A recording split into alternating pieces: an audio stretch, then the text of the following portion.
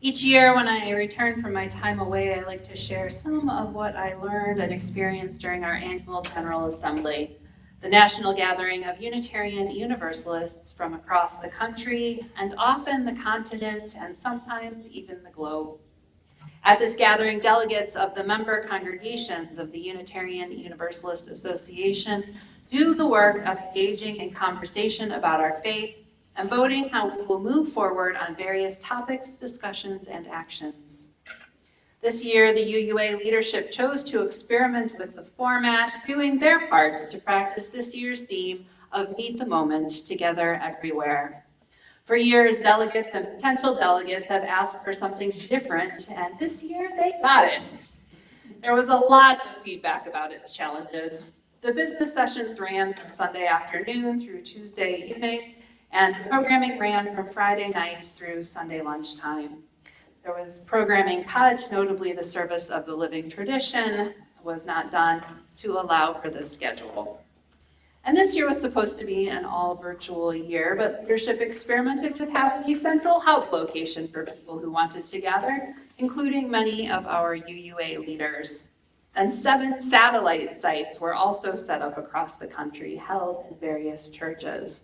It was bananas. It seems only appropriate that our time together then began with a service on chaos and creativity. There is no denying that we are living in difficult, crazy times. The chaos we feel around us is often disorienting and burdensome. And chaos also gives us the opportunity for exploring possibilities, trying new things, and making new ways. There were elections, as there are every year, and one contested election for the UUA board seat, for a UUA board seat. Delegates overwhelmingly supported the candidate put forward by the nominating committee, Terry Grimm. One action of immediate witness was passed, defend against the assault on environmental protections, public lands rules, and the endangerment finding, which condemned an assault on our environment in the form of many new executive orders, laws, and rules changes. AIWs are about something going on in the world that needs immediate engagement and action from our UU congregations. This AIW asks UUs to work to restore the rescinded rules and regulations by lobbying state and federal legislators, partnering with environmental and other groups, and more, according to UU World. There were 4 responsive resolutions that were passed. Responsive resolutions are brief advisory statements that express the sentiment of delegates in response to reports during GA. I don't know how brief they are. We love our titles just in and of themselves.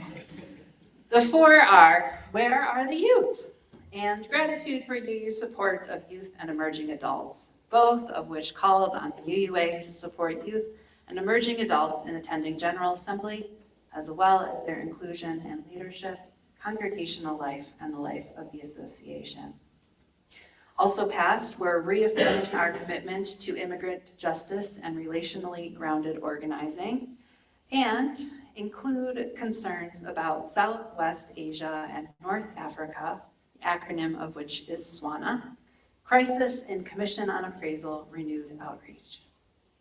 There were 2 business items addressing ministry matters. The first of which was a UUA task force on ministerial fellowship committee policies and rules for interim and developmental ministers, which passed. And the second was authority to suspend or place a minister's search on hold, which failed. That's a lot of words so far, so I'm going to take a little bit of a breather. And I want to note that there are a lot of conversations happening among our clergy these days related to the future of ministry in this faith and how we care for our ministers collectively and institutionally. Last year, I was asked to join the new UU Ministers Association Good Offices Care Team. Good Offices people are ministers who support other ministers in times of need.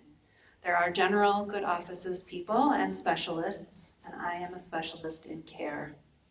While this care can take any shape, for ministers on the edge or deeply in burnout, high distress, navigating personal issues while serving congregations and others, The team was established first with the goal of serving ministers who have been accused of ethics violations, including misconduct, as they go through the process of having their work and actions assessed until a final decision is made.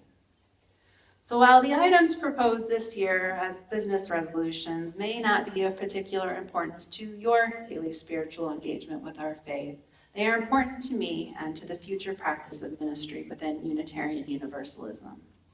Although I have only worked with a few people so far who have been accused of ethics violations, what I can share is that our current system is broken and in need of reworking.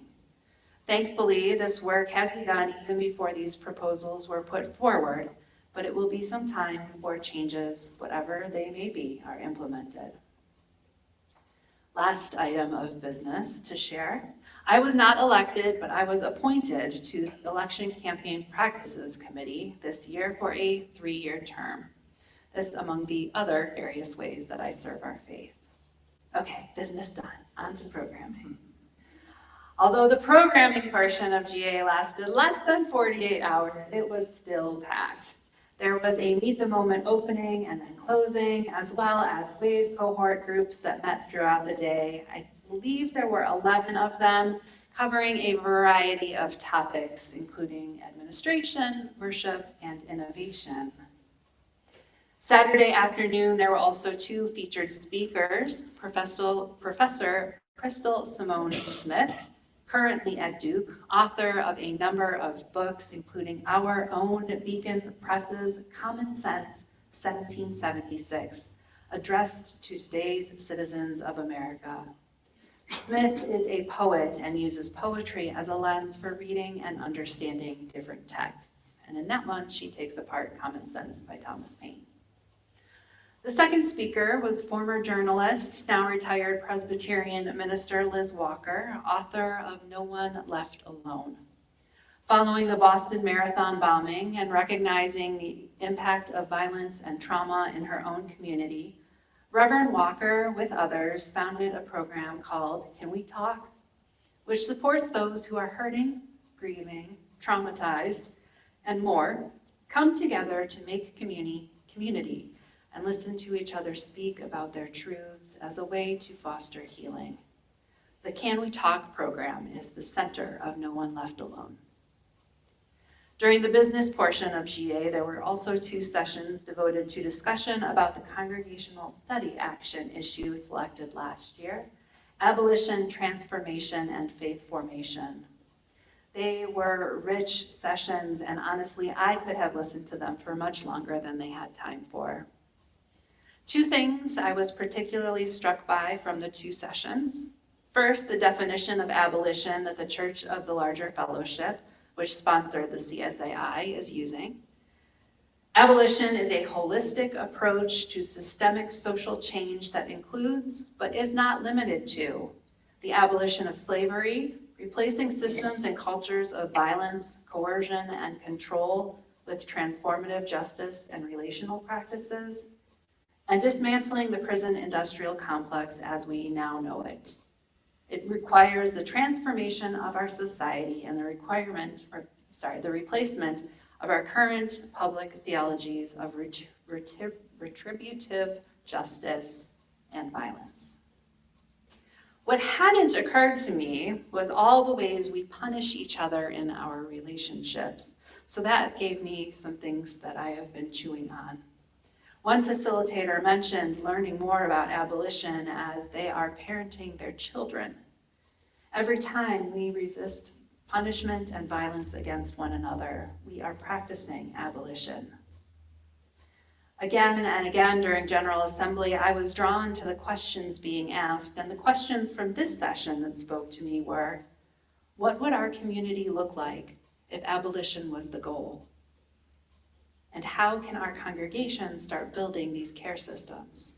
Or, if we have already started building them, how can we continue building upon them? The second item was from the second workshop about the intersection of abolition and climate justice, or care for the earth.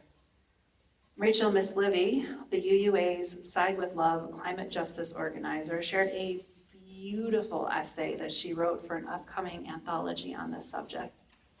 Rachel's questions were these: what would your community be like if everyone flourished? What are the extractive systems of harm and oppression that treat some as disposable so others can be more comfortable? How can we overwhelm those harms and heal those wounds with community care, partnerships, and intention? The second workshop also included speakers who shared on the topics of the intersection of abolition and the ICE occupation in Minnesota, the UU Prison Ministry of Illinois and transformative justice programs, spirituality and abolition, and the Church of the Larger Fellowship and their abolition work. The section on spirituality and abolition, led by the Reverend Jason Leiden, is especially rich and includes theological context from our Unitarian Universalist heritage. Also, as a note, as of General Assembly, the Church of the Larger Fellowship was still looking for additional people who are interested in doing letter exchanges with Unitarian Universalist prisoners, if that might be of interest to you. The CLF serves almost 2,000 UUs who are incarcerated. My very favorite part of GA this year was the Ware Lecture, offered by the Right Reverend Marianne Edgar-Buddy, Bishop of the Diocese of Washington, who is supposed to be managing ministry for like 40,000 people, which just like blows my mind. And she is the first woman to serve in this role. She is best known as the pastor who gave the homily at the Interfaith Prayer Service following the current president's second inauguration, in which she urged him to have mercy. Last year, I also preached on thoughts from her book, How We Learn to Be Brave, Decisive Moments in Life and Faith.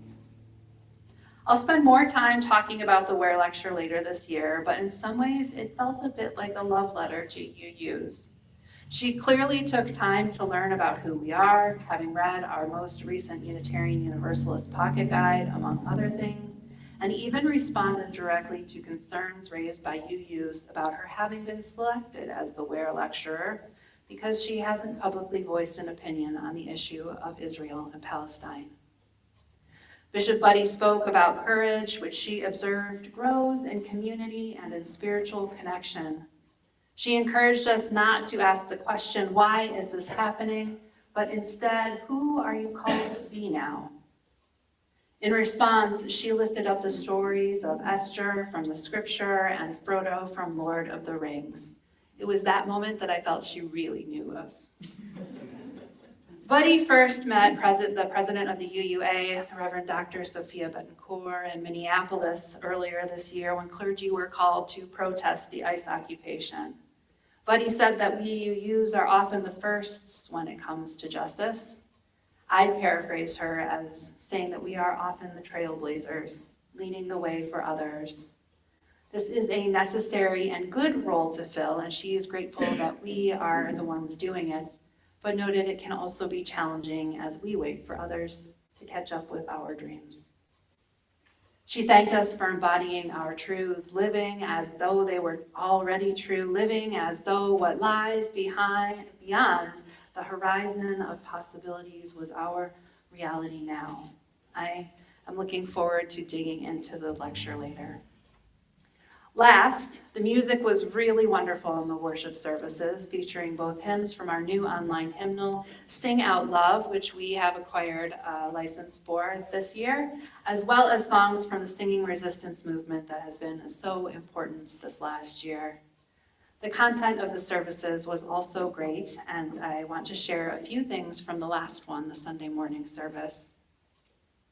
That worship service was led by the Reverend Jennifer Youngsung Rue. Here, together, she says, is where we practice love as a response to the love that first summoned us. I'd say that love is one that we carry with us, and when we connect with it, we shine on the world. Reverend Rue observed that only love could build a future worth living in. Only love could build a future worth living in. That line has had me thinking a lot. Our new shared values place love at the center of our faith, and that line invites us to think about love in a multidimensional way, calling us forward from the future as we move toward it. From the author M. Scott Peck, she shared the wisdom that love is an intention and a discipline. It is the will to extend oneself for the purpose of nurturing one's own or another's inner spiritual growth. And keeping this in mind, she asks, how do we become disciples of love?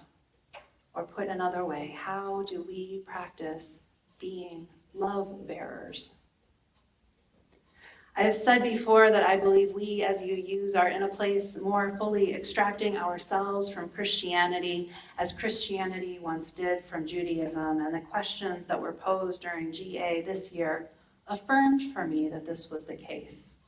We have some answers, yes, but mostly we are relying on the questions to guide us in both our work and our dreaming. As Austrian poet and writer Rainer Maria Rilke once urged another young poet, may we too find our way to living the questions. If you would please rise and lift your voice in song with me for our closing hymn, Come Thou Fount of Every Blessing.